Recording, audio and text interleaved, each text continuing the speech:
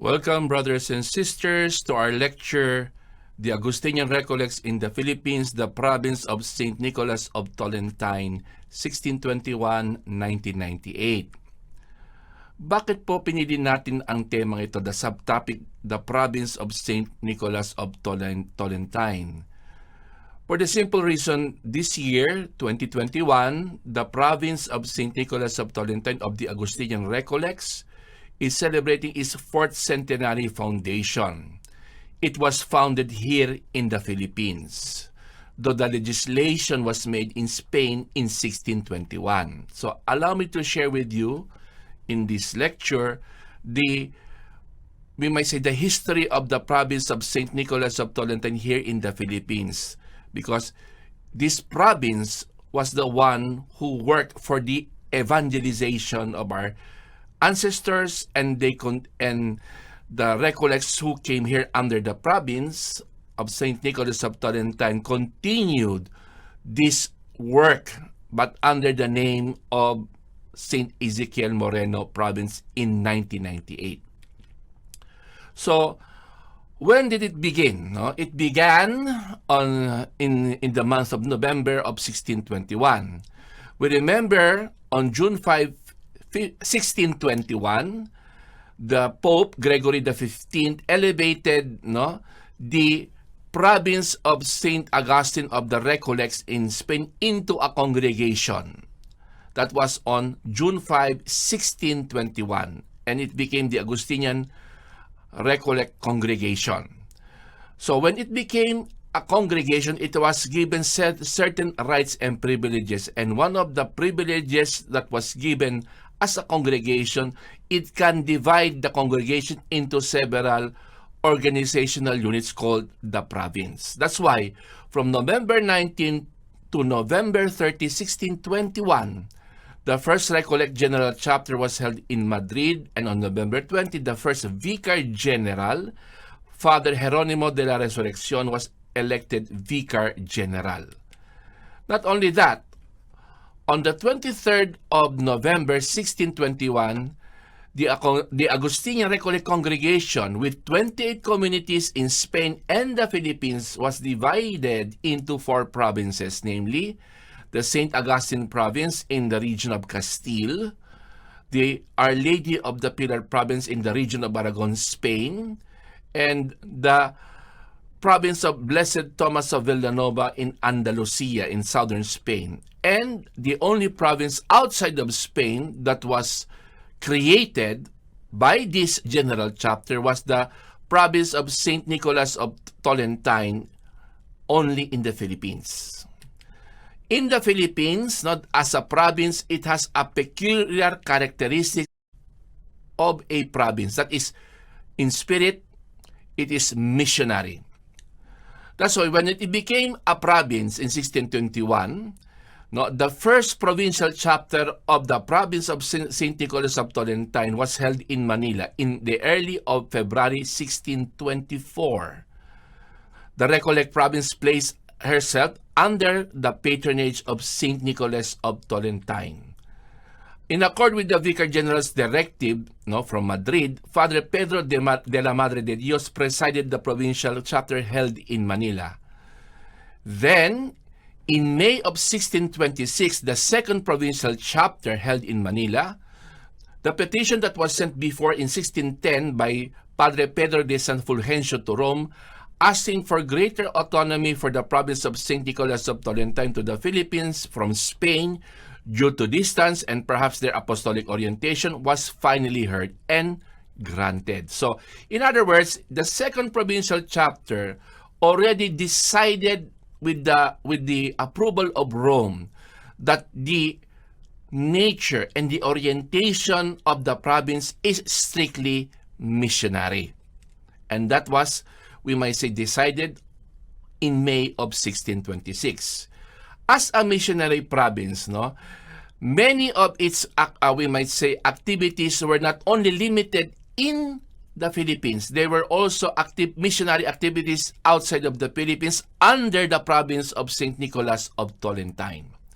So let us now give the highlights of how the province contributed to the development of the Philippines as a nation and a country that is, we might say, majority of these people are still Catholics.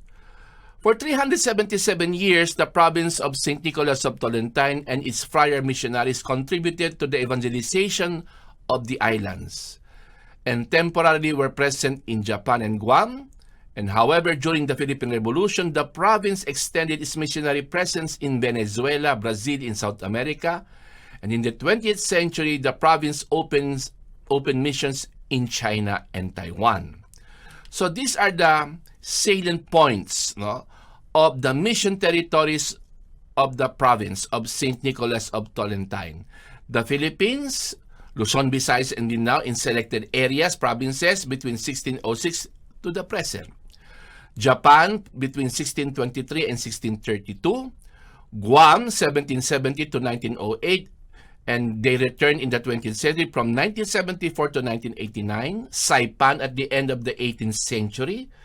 China we might say, became an important mission for the Recollects when 7 Recollects arriving in Shanghai in 1907, and the Holy See entrusted the region called Quete in the 1920s. And Taiwan, the mission in Kaohsiung was opened in June of 1963. So these are only salient points. No, in Latin America, other, we might say, missions were opened, like Venezuela, Brazil, also part of what is called now Panama. Okay? But these two countries, Venezuela and Brazil, were the first 2 mission territories that the Recollects, no, opened during the Philippine Revolution in 1898. And still the Recollects are present in those 2 countries. Now, the contribution to the Philippines was enormous. The Recollect province of San Nicolas of Tolentino. The Agustinian Recollects arrived in the Philippines in 1606, in spite of the fact that the archipelago was already divided in 1594 among the religious groups who arrived before the Recollects. Who were they? Who were the religious missionaries, orders, who arrived before the Recollects? We arrived in 1606, but who were the other 4 who arrived before us? First were the Agustinians in 1565 with Legazpi. Second, the arrival of the Franciscans in 1578. Third, the arrival of the Jesuits 1581. And fourth, the arrival of the Dominicans in 1587. So that's why when these 4 religious groups who came before the Recollects, the King of Spain, Philip II, in a royal decree in 1594, ordered the Governor General at that time to distribute these 4 missionary orders or groups to the Philippines and give them mission districts. So when we arrived in 1606, the Philippines, the Philippine archipelago was already subdivided among the 4 religious orders who arrived before us. However, due to the system called the Patronato Real, the king, through his Governor General, gave or allotted areas, mission territories that were not yet evangelized by these 4 religious orders who came before us. So that's why the remaining areas, when we were given these margins of mission territories in the Philippines, how did our Recollect historians describe these areas? First, let us not forget that these different mission areas assigned to the Recollects were characterized by the following, according to our historian in Rome. First, they were remote and poor areas to evangelize. Second, the missions were almost bereft of government concern and assistance. Third, the settlements or doctrinas were isolated from each other. And fourth, the mission centers were highly exposed to frequent Moro-piratical incursions. These difficulties did not prevent the Recollects from successfully and painstakingly transforming the missions assigned to them, transforming them into prosperous towns and parishes. So, the Agustinian Recollects as evangelizers, town builders, and pastors of souls, how did they accomplish their work? From 1621 until 1896, the eve of the Philippine Revolution, there were 1,623 Agustinian Recollect friars served as missionaries, pastors, military chaplains, and other capacities. They converted and formed the Filipinos to the Catholic faith and later contributed highly to the formation of the Philippines as the only dominant Catholic nation in Southeast Asia. In 1896, the Agustinian Recollects took care of 1,249,399 souls in different 203 towns in 20 provinces in the country. By 1898, there were 233 Agustinian Recollects serving either as missionaries or parish priests distributed in the Archdiocese of Manila, the Diocese of Cebu, and the Diocese of Haro. Now, let us now give some highlights. How did the Recollects act as missionaries or evangelizers, town builders, and pastors of souls? And these are the following important highlights in the history of the Recollect province of St. Nicolas of Tolentino in the Philippines. When you go to Vigan, Ilocos Sur, you will notice at the plaza, the beautiful plaza of Vigan, facing the beautiful, we might say, Cathedral of Vigan. That is the seat of the Archdiocese today of Nueva Segovia. Many do not know that the bell tower, the cathedral, and even the Episcopal Palace were constructed during the time when a Recoleto was Bishop of Nueva Segovia. He was Father or Bishop Juan Ruiz de San Agustin. He was Bishop of Nueva Segovia from 1780 to 1796. During his term, he helped with the help of his parishioners, his faithful, helped him build this present cathedral. It was called an earthquake Baroque church. So it was an earthquake-proof church built under the supervision of this Recoleto bishop, Juan Ruiz de San Agustin. And remember, the spirit of working for a church or a cathedral at that time was in the spirit in what we Filipinos called the spirit of bayanihan. All of our churches here during the Spanish period, through the supervision of the Recollect missionaries, the people helped build their own church. This is what we call the spirit of bayanihan. An example of this, a cathedral in Vigan. Next, we have forts and churches in Cuyo, Agutaya, Palawan. These, we might say, areas in the Spanish period, especially in the 17th century and 18th century, were targeted by pirates coming from Mindanao. They would destroy, enslave, capture, and enslave the inhabitants in order to protect their flock and to protect themselves, because many Recollects in the missions of Palawan, Mindoro, Romblon, and Mindanao were either captured for ransom or killed by the pirates. So in order to defend themselves, the Recollect provincials and the superiors in Manila supported for the construction of forts, and these forts are still existing today in Palawan, especially in Cuyo, Agutaya, and Culion. These were built during the time of Fray Juan de San Severo, who died in 1697. And we might say, churches inside the forts are still standing today. Now, among the Recoleto, we might say missionaries who are considered to be, we might say defenders of their flock. Now, one of them was Father Agustin de San Pedro, also known as El Padre Capitan in Philippine history. Why? Because he became the terror of Moro pirates, especially in Mindanao and in Romblon. And he trained his parishioners how to fight and defend themselves if they are attacked by the pirates.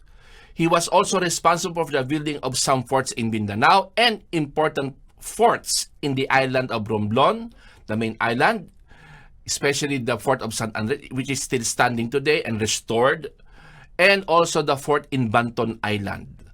and they are still standing thanks to the efforts of the parishioners. In Las Piñas, when it was created as a town and then a parish, no, there was no parish priest. No? The first parish priest was Father Diego Serra, and he was a recollect and a musician and an organ builder. Through the help of his parishioners, they were able to build the present Church of Las Piñas and his famous, we might say, bamboo organ. He was parish priest of Las Piñas from 1797 to 1831. Not only that, Padre Diego Serra improved the economy of the town by promoting and improving the agriculture of the people, the fishing industry, and the salt industry of Las Piñas. Then we have Father Mauricio Ferrero, assigned in Bacolod from 1871 to 1894. He was the town planner of Bacolod and responsible for the construction of the church, now a cathedral, the Cathedral of San Sebastian in Bacolod, the rectory, which is now the Episcopal Palace, and the town jail of Bacolod, which was later demolished in the 1990s to give way for a special, we would say, a building in the city of Bacolod. These three important this structure, the cathedral, the rectory, and the town jail, were the familiar landmarks of the Recoleto presence in Bacolod City. In other words, the missionaries were also town planners. They planned where the church would stand, the plaza, the houses, and the places where the natives could work and till the soil. So they were not just parish priests, but they were town planners. The basic town was the center of the town was centered in the plaza, where you can find the church, the rectory, the residence of the parish priest, the market, the school, and of course the most important building representing the state is the office of house or the building of the mayor, the ayuntamiento. Then in Talisay, Negros Occidental, we had Father Fray Fernando Cuenca, parish priest of Talisay, Negros Occidental from 1850 until his death in 1902. He was the builder of the town of Talisay, and he was responsible for the improvement of the sugar industry of Negros. And reportedly, he built the first hydraulic press for crushing sugar. And that's the reason why Negros during his time was enjoying its economy due to the sugar industry that was improved by this missionary recollect priest, Father Fernando Cuenca. In San Juan, Batangas, another effort made by a missionary and parish priest was Fray Celestino Yoldi. He was parish priest of San Juan, Batangas from 1892 to 1898. Because of the town that was near the seashore, he moved the town several kilometers inland in order to protect the town from flooding. And he did this with pastoral zeal, and many of the people followed the, we might say, instruction of their parish priests. Now, San Juan is now a city in Batangas, and it's a booming city, and of course, its economy was booming. But this was done, by the efforts of the early Recollect missionaries at that time, before the Philippine Revolution. He was Padre Celestino Yoldi. Now, of course, one of the things that we have to be reminded of is that one of the cultural contributions of the Recollects under the province of San Nicolas de Tolentino was the building of San Sebastian Church, which became the first basilica in the Philippines. It was raised as a Basilica Minor in 1898. And this church was made of steel. It was designed by Engineer Genaro Palacios to withstand earthquakes. And it was the first prefabricated steel church in Southeast Asia. Thanks to the effort and help of Engineer Genaro Palacios, this was, we might say, prefabricated in Belgium, transported in ship, and it was, we might say, reassembled in Quiapo today. no, in Plaza del Carmen. The church was also the first basilica in the Philippines, which houses the first image of Our Lady of Mount Carmel brought by the Recollects from Mexico in 1618. It was enthroned in this church on May 5, 1621. That's the reason why the San Sebastian community and the church, no, is celebrating its 400 years of its foundation and the enthronement of Our Lady of Mount Carmel. Not only that, as pastors of soul, they are the preservers of Filipino languages. The Recollect missionaries, together with other missionaries from other orders, they did not destroy the languages of our people. Rather, they learned it and they preserved the languages, and they were responsible for the composition of dictionaries and grammar books in different Filipino languages. And what you see here is the Ensayo de Gramatica Hispano-Tagalog by Toribio Mingelia. It is a grammar book in Tagalog, how to train and help Spanish speakers learn how to speak Tagalog. Not only that, other works of devotion, we might say character, were also composed by the Recollect missionaries in the languages of the people. They are saying the La Teresa by Father Antonio Ubeda, no, in Bohol, and novenas were also composed in Spanish also, and in the different written in the, we might say, the native languages of the people. What you see here is an example of the novena in honor of Saint Nicolas of Tolentino. So they are promoting our languages in three categories: grammar, works of, we might say, devotion, and other works of literature, helping to uplift the morals of the people, written in the languages of the people whom they are serving. Now, what are the devotions that are still prominent, no, being recognized as Recoleto devotions that are still being, we might say, observed by the Filipinos? As I mentioned before, the image of Our Lady of Mount Carmel de San Sebastian arrived here in the Philippines in 1618, and it was enthroned in San Sebastian Church when it was opened on May 25, 1621.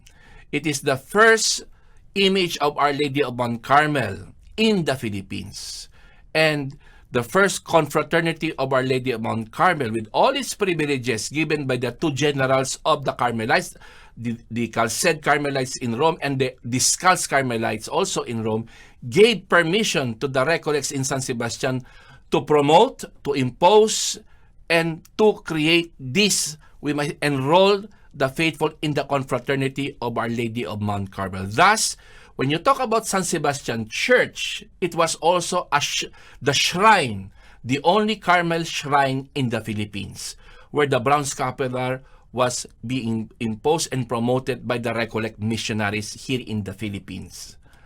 Now, another devotion that is being revived today is the devotion to Nuestra Señora de la Salud, that arrived that was brought to the country in 1634. This is an image coming from Mexico, made in Mexico, and its devotion was for the healing of people who were stricken with serious illness, especially during plague. And devotions were made also towards this Marian title by mothers who are expecting to deliver their children, asking the Blessed Mother's help, no, intercession for the safe delivery of their children. And this devotion was being observed before, when it arrived in 1634, every second Friday of Lent, there was a great procession in her honor. And as time passed, the devotion was transferred in November. Another devotion that we Filipinos are, we might say, observing is the devotion to the Nuestro Señor Jesus Nazareno. This image was brought from Mexico, and the confraternity was founded on or before 1650, because we discovered a document that the Holy Father from Rome granted plenary indulgences to those devotees, to the members of the confraternity, the Cofradia of Jesus Nazareno. And unfortunately, the image that was kept in Intramuros was destroyed. However, another image in the 1700s were given to the church in Quiapo, Manila. So that's why every January the translation was being observed, commemorating the transfer of the image that was given by the Recollects to Quiapo every January 9 in Quiapo. What do we call it? The transfer from Intramuros to Quiapo Church, which is being observed by the faithful every January 9. So the image in Quiapo was given by the Recollects to the church and faithful of Quiapo. Now, one thing about the Recollects, especially the province of San Nicolas de Tolentino, they promoted Filipino vocations to religious life and priesthood. The province accepted and promoted native vocations to the religious life and priestly life. The Talangpas sister, Dionisia and Cecilia, with the help of the Agustinian Recollects of San Sebastian Convent, Manila, established the Agustinian Recollect Beaterio, catering to Filipino women vocations to religious life, which would later flourish and became the Congregation of the Agustinian Recollect Sisters of the Philippines in 1970. For Filipino men, the acceptance was few in its first 300 years of the province's history. However, in the second half of the 20th century, more Filipino vocations were accepted and 4 seminaries were built to cater the growing vocations of Filipino youth joining the order. Now that's why the history of the Beaterio de San Sebastian, thanks to the efforts of the Recollects of San Sebastian, helped these 2 sisters establish the first Beaterio in San Sebastian de Calumpang in 1725. It became only a congregation of diocesan right in 1929, and later in 1970, it became a congregation of pontifical right. Now, the daughters of the Talangpas sisters are now called the Agustinian Recollect Sisters of the Philippines. So, when I was mentioning that vocations to the Recollects was growing, especially in the Philippines, seminaries had to be built. And what were the seminaries during the time when the San Nicolas province was in charge of the Philippines? 4 important seminaries were opened, namely the St. Thomas of Villanova Minor Seminary, which was called before the Seminary Apostolico Menor, the Apostolic Minor Seminary, which was opened in the early 1950s. And this is the minor seminary which accepted candidates in the high school level. The retreat house that was opened in 1954, it was transformed into a philosophy seminary in 1966. It was called before Seminario Mayor Recoletos. Later, it was called Casisiaco Recoletos Seminary in Baguio City. This is the college seminary of the province at the time, which was opened in 1966. Then the novitiate. The novitiate was moving from one place, one formation house. First, it was located in San Sebastian. Then it was transferred to Baguio.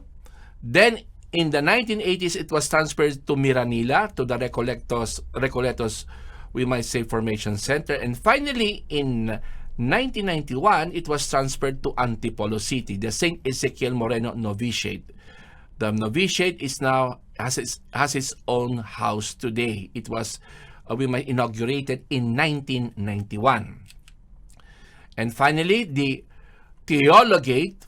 This is the final stage for the solemn profession and for the ordination to the priesthood, preparing these young men to study theology, was Recoletos Formation Center in Quezon City, which was inaugurated in 1985. Thus, completing the cycle of seminary formation in the country, preparing young men to embrace the Agustinian Recollect life and serve the Mother Church. This was done before the birth of the province of St. Ezekiel Mori. It was done during that time under the aegis of the province of St. Nicolas of Tolentino. Within this period, the Recoletos in the 40s opened their doors to formal education, the educational apostolate. In the provincial chapter of 1940, the province opened its doors officially to the educational apostolate and founded formal schools accredited by the American colonial government. And in 1941, Santo Tomas de Villanueva Institute in San Carlos City, Negros Occidental, and San Sebastian College, Recoletos, Maniles opened their doors to Filipino youths. Later, other schools were opened in the islands and two became universities, namely the University of Negros Occidental, Recoletos in Bacolod City, and the University of San Jose, Recoletos in Cebu City. So this is the early, we might say, pictures of the Santo Tomas de Villanueva Institute Recoletos. This is secondary education, which was open. It is the first formal school in the during the American period that was opened. The second one for the secondary and also elementary and high school, later it will cater to college, was San Sebastian College, Manila, opened in 1941. Unfortunately, when World War II broke out in the Pacific, they had to close the, we might say, schools and reopen only in 1946. Then, the Colegio de San Jose Recoleto, Cebu was opened after World War II, and it became a university in the 1980s. And in Bacolod, the University of Negros Occidental, which was bought by the Recoletos, its stocks, and it became the owner of the school belonging to the family of Bacolod. Now it became UNOR, known as University of Negros Occidental Recoletos in Bacolod City. So the educational apostolate was very recent, accepted and opened by only in the 1940s, and we are serving the nation by forming the hearts and minds of its future Filipino citizens. Now, my dear brothers and sisters, the presence of the province of St. Nicolas of Tolentino would end only in 1998. So after several deliberations, and we have been prepared for the separation from the mother province, what happened in 1998? On November 28, 1998, during the 52nd General Chapter held in Monachil, Granada, Spain, the province of St. Ezekiel Moreno was born from the mother province of San Nicolas of Tolentino, or Tolentine. Thus, the spiritual missionary torch was passed by the mother province to her daughter province, comprising the Philippines, Taiwan, and Sierra Leone. Later, by 2019, Saipan and Indonesia were added. On this important occasion, this year 2021, the province of St. Ezekiel Moreno celebrates with its mother province its titular patron, St. Nicolas of Tolentine, the first Augustinian friar formally canonized saint whose shining star inspired the Augustinian Recollect missionaries to carry the seed of the gospel and sow them in the hearts of men and women. Moreover, with the mother province, we give thanks to God for His infinite mercy and love that sustain us in the face of difficulties and adversities throughout these 400 years.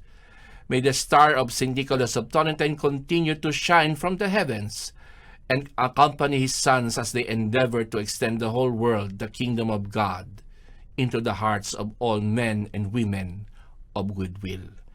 And this mission is now being continued by the daughter province, the province of St. Ezekiel Moreno.